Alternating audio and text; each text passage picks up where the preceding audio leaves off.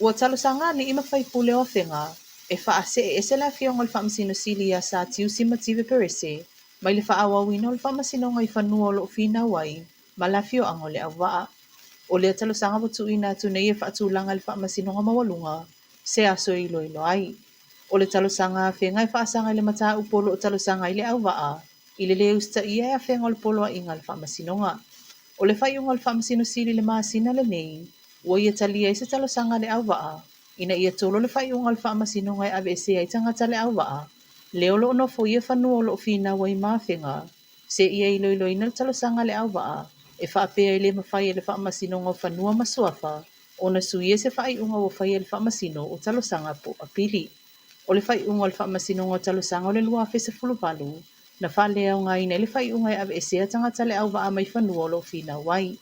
Peita ina toi whaia mulmuliane se whai unga le whamasino ngau whanua masuafa, ina ia whatula i ese i latou nei, mai te tawana ave e sea i le aso limo le masina le nei o apirila.